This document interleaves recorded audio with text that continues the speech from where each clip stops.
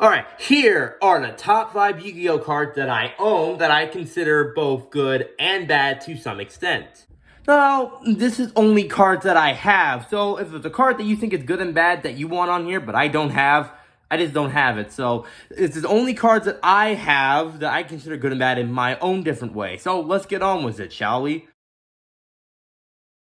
At number 5, we have Burning Lands. The one time Yugi literally used this card in the anime, that was it. How it works is that if there are any field spells on the field, they're automatically destroyed. And for both players, during each of their standby phase, they take 5 points damage.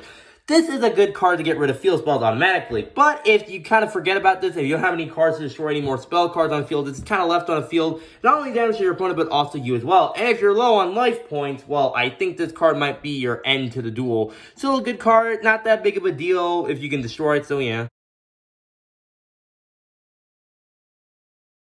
Next up, we have Summon Limit. I know, the first time on this channel, we have a kind of a more modern card.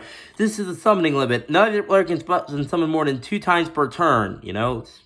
Yeah, no, but don't count any summons like past the limit of 2 don't count, and you can negate card effects that with summons do not count. This is kind of a big way to stop any combo player from summoning 17 monsters in one turn, but that also stops you from summoning more monsters. So it's more like you can stop combo players, but you're also stopping yourself. At number 3, we have Dark Hole. And this is a pretty good FU to the player who has more monsters on the field to basically destroy all monsters on the field, but that also means your monsters. If you don't have any monsters in your field and your opponent has so many, then it works perfectly. I mean, this card, it also destroys your monsters. So unless you have like a way to special summon more monsters or, you know, want to send your monster to the graveyard, this card can kind of maybe bite you back in the butt. At number 2, we have Call of the Haunted.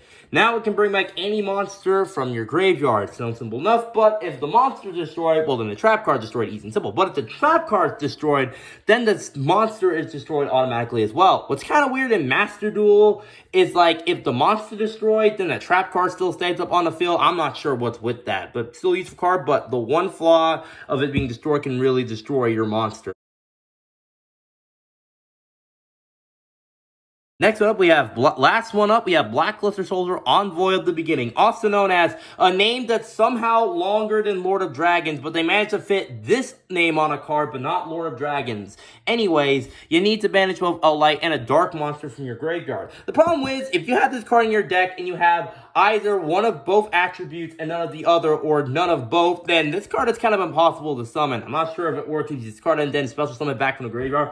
We're not sure. If you don't have either of these in the graveyard, then you just can't summon it. Plain and simple. Of course, there are still many, and I mean many other cards that are both good and bad, but it would take forever to actually include in the video because it's already long enough. Anyways, I'll see you all next time for more videos. See you next time for more Yu-Gi-Oh! Anime shticks.